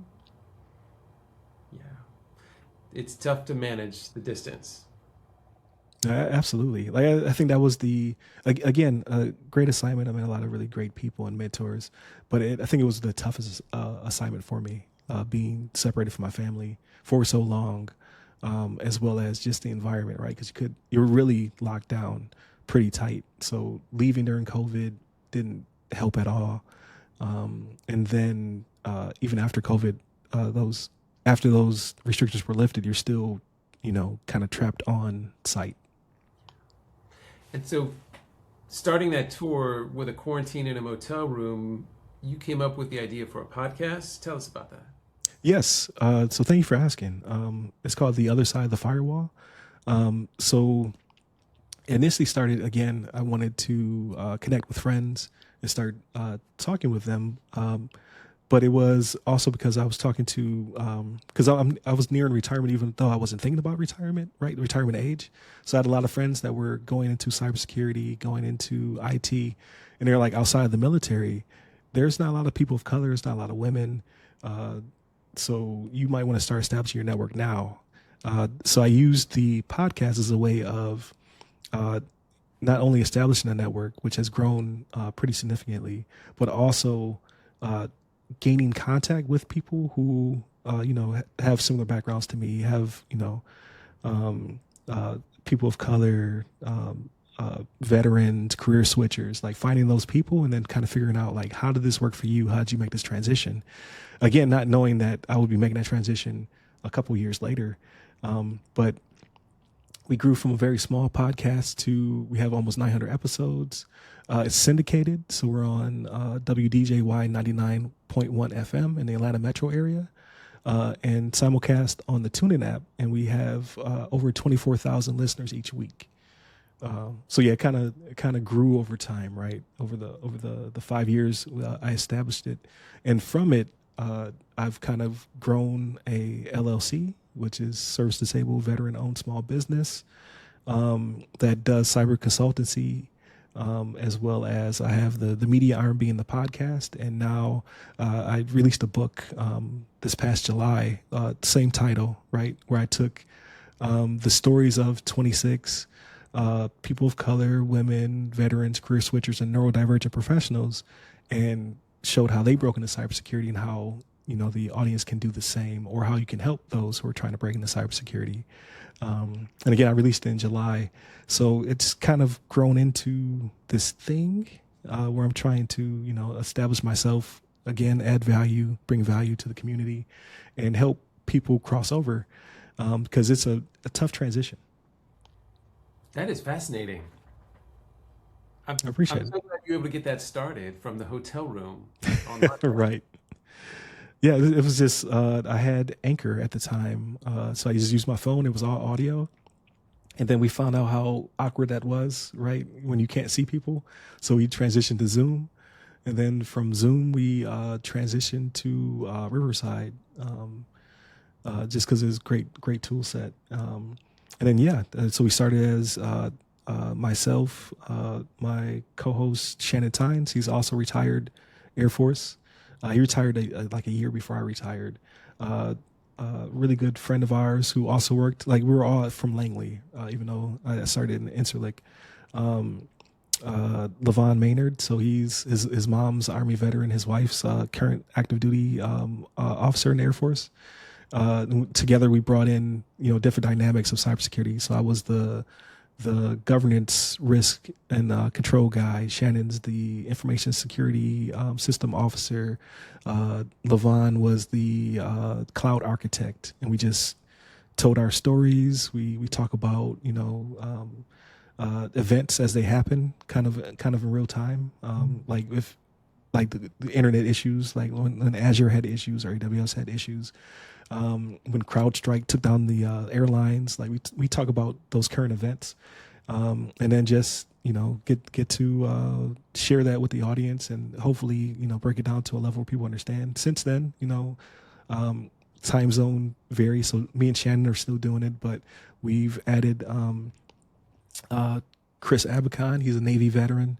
And he, brings in his consulting skills. Daniel Acevedo, he's also from Langley, so there's a lot of Langley connection in there as well. So I met Chris at JCSE, but Daniel I met at Langley as well, and he's cybersecurity guy. He's in Japan now, so it's kind of hard with his time zone. But as people are available, we do it on a weekly basis.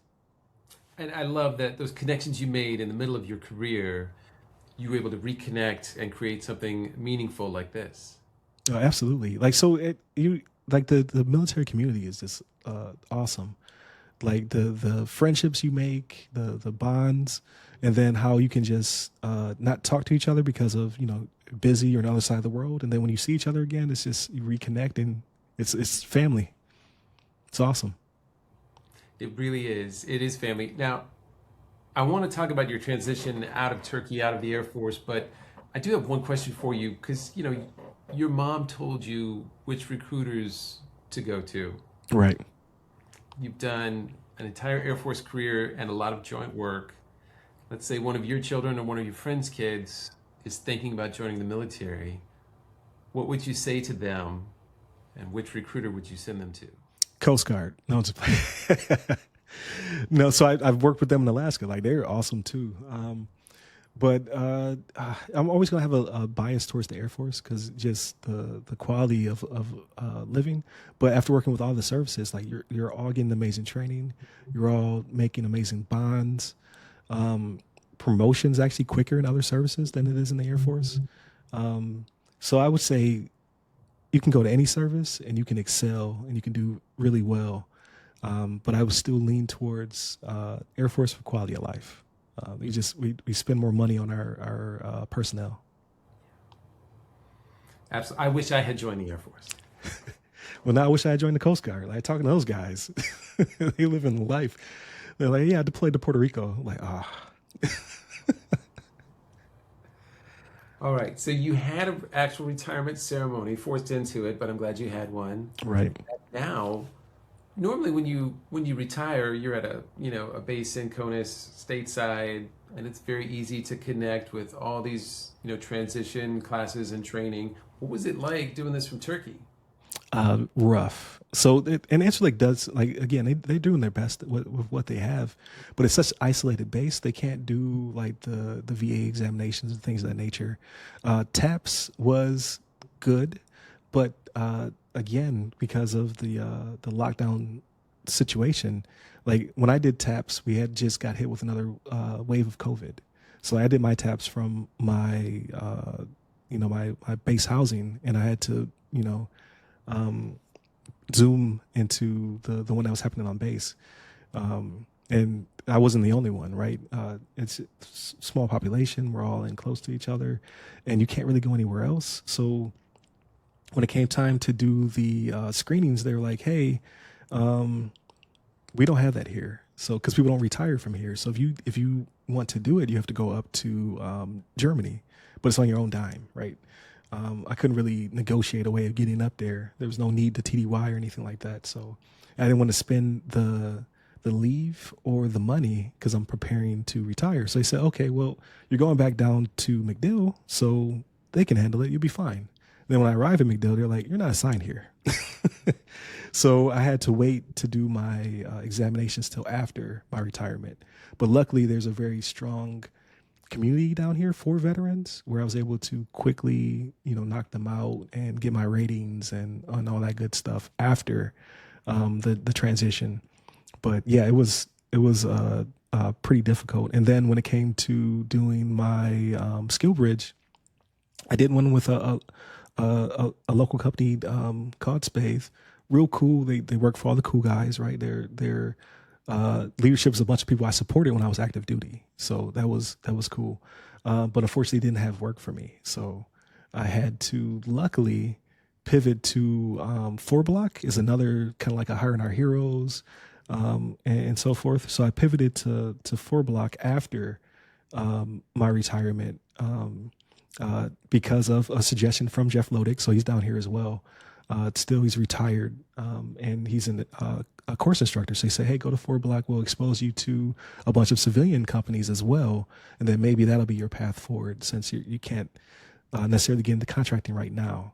And through that, I became established. I became more confident. I was able to interview better, taking those skills, and I was able to find a civilian company that did data privacy out of Georgia.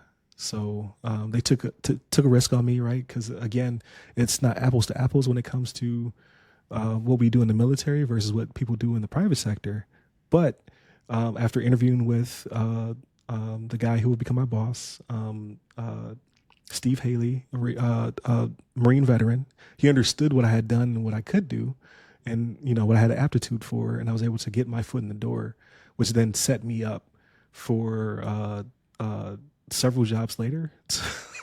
So I worked for them for a while. I learned a lot about consulting, how to apply the skills I learned in the military when it came to IT and cybersecurity, and perform assessments and do tabletop exercises and like really go full tilt into cybersecurity in the private sector. And then I moved over to the U.S. Department of Housing and Urban Development, which I really enjoyed. It was like going full circle because I grew up in public housing, right? So to be able to go back and protect it, great job. So I worked for the Office of the Chief Information Officer as a federal contractor on the independent verification and validation team, the IV&V team.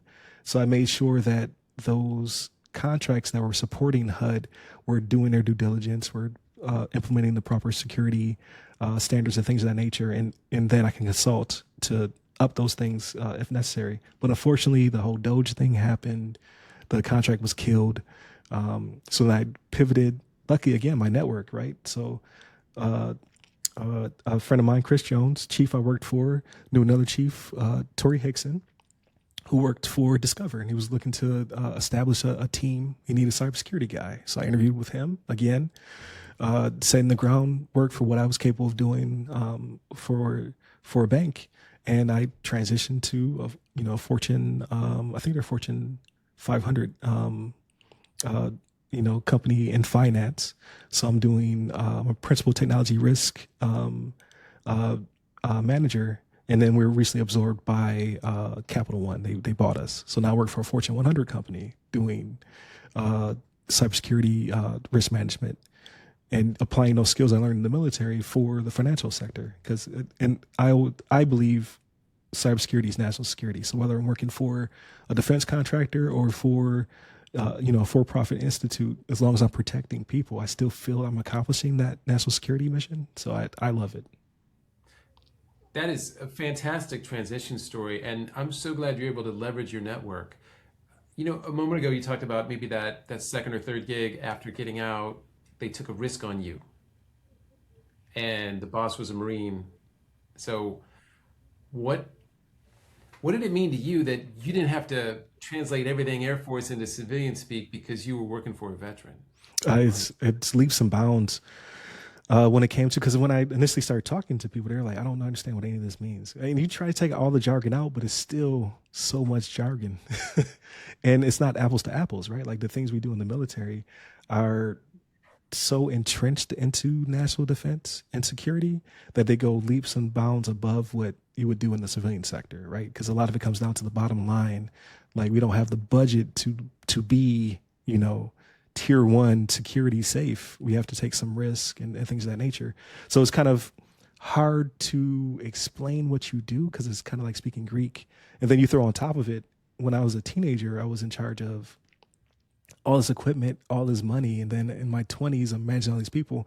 And you're talking to a person who has no experience in that. And that's just not what the civilian sector does immediately. So some of it can sound kind of fantastical, right? Like that doesn't even make any sense. Why would they put a 22-year-old in charge of the Air Force network? You're like, well, because they have to, right? Like the military is a young man's game, young man and young woman's game. Like that's the prime age for what we do. So it's a lot harder to translate. So when I was speaking to him, it was a great interview. And then he was able to then talk to his leadership, right? His C-suite, and explain how I could be of value, even though my resume didn't quite align to what they were trying to do. But when I got there, I'm running circles around, my peers, because we're so used to being adaptable, right? Like in the military, you always have to plug those holes. You always have to work outside of your career field description, because that's just what needs to be done, right? And that's not necessarily true in the civilian sector. So I was able to, sometimes overwork, but produce results, and they loved it. So it was definitely a good risk on their part, and a very much a blessing for me to be able to make that transition, because at the time, just contract work had dried up. How many of the jobs that you've done post Air Force have been in an office? Ooh, zero. Well, I mean, my office. So all of my jobs, like again, I've been blessed, have been remote. So for all three of those companies, I was able to work from right here in the comfort of my own home. So I get to spend that time with my family, run errands when necessary. And I feel as though they get a lot more work out of me because I don't have to commute. So I jump right on, I start working, and then I'll forget what time it is and jump off in time for dinner. Right. But I think it's mutually beneficial. So I love being able to work from home. Are there any other veterans that you work with in any of these companies that you've connected to? Going through any other, I asked the office question because it's tough for veterans to transition from being a member of a unit and a team to now working in an office dynamic. Right. So yes, so at every job so far. So again, I had that connection with Steve at my first job. He's a Marine veteran. He gets it, but he was the only one. And then I was able to refer my friend Chris. So Chris came in as a consultant. He still works for them. So I had that connection. So I had, a good network, even though I was remote. And then when I transitioned over to HUD, again, I was referred to by a chief I worked for, Chris Jones, and he's in the local area. So at least I was able to interact with him, even though the job was out of DC. And there are a lot of, because it was federal contractor, there were a lot of military or prior military members. So I was able to interact with them as well. So you still have that connection. You can still, talk that jargon when necessary. And then now working in the financial sector, there actually are a lot of military people in risk. So like my boss and my boss's boss were both Navy. My direct boss, Air Force retired chief. And then, you have those ERGs that you have, like your veteran group, you have your minority group, whether it be Black, Hispanic, or Indigenous. So you have a lot of different teams that you can reach out to when you need that type of support. It is sometimes, I do kind of miss being around other military members, but at the same time, the benefit of being around my family and all that time that I missed outweighs it. So I really do think this is the best of both worlds. And you said you loved your time in the Air Force. You had a fantastic career. What were you most looking forward to about retiring, other than being home with family? Oh man. That was the key was being home with family. But I would say, I don't know, because I had a really good career. That's a really good question. So outside of spending more time with family, because I was getting travel time in, I was getting exercise in, which I need to do more of. I'm out. I would say it's the establishment of my own company. So I have more time to work on that because it stemmed out of a podcast, and now I'm trying to grow into a cyber consultancy, as well as now I have the book. So I have that media arm, key speaker type focus. So I'm able to build my own brand now that I'm not Master Sergeant Williams. Now that I'm Ryan Williams. So I think that would be the biggest gain from the retirement is now I get to figure out who I am and what value I can bring outside of the uniform. Yeah, that's a great answer. I thought you were going to say growing a beard. Oh, the freedom beard? Yeah, this is great. I'm never shaving it off. Never going to do it. I tend to wear civvies every day. So that's the hard part for me. Like I'd spent 20 years, like I knew what to wear, where to be, and how to act when I got there. Now it's like, well, what do I? Is it a button up? Is it a polo? Like, what do I need to put on to go to this thing? So that would be one of the hardest parts of transition is figuring out how to dress. Well, yeah, even though you work remotely, there's various meetings and activities you have to attend in person, right? Right. That doesn't stress you out, picking out what to wear. It does. It does. So again, I have really good support at home, right? So I tell my wife, I'm like, hey, for any holiday, I would like clothes. I would like business casual or dress up clothes. So for Christmas, she got me a bunch of button downs and slacks, and I'm just like, okay, I have more of a wardrobe now from when I do go to networking events and things of that nature. Because yeah, I didn't really buy clothes like basketball shorts, jeans, right? And you've got one daughter or two daughters? One daughter and two sons. Okay. But I have two daughters. And so you probably hear, Dad, you're going to wear that to the meeting? Oh yeah, yeah, I've done that several times. I was like, hey, I'm about to go out to this networking event. She's like, Nat? So you've got help. You've got a support team. Right. That's great. Well, you've talked about the podcast and the business. What does the next chapter look like for you? So right now, I've applied for 8A status through the Small Business Administration. So what I hope to do is take my company, so RAM Cyber Consulting and Assessments LLC. I want to support not only private, mom and pops and mid-sized businesses, but I want to veer back into supporting local government and federal contracts. Like I want to take that business and kind of come full circle and again get back to more of a national security and protection type business, because as it's where I feel not only the most comfortable, because like private sector needs all the help they can get as well, but just the mission. I want to get back to the mission, so I want to support all the above. So I'm waiting for that 8A to kick in, so I can have more leverage when it comes to securing contracts, as well as just getting more engagements for the next year, hopefully getting some sponsorships for the podcast. Like I want all three pillars to start firing on all cylinders. So, it's one enterprise with a coherent mission and, my own brand. Yeah. Well, I hope that happens. It sounds like you were definitely on the right track. I wanted to ask a question about education, because I know you did the Air Force Community College and then used tuition assistance to get a bachelor's degree. Yes, as well as my master's.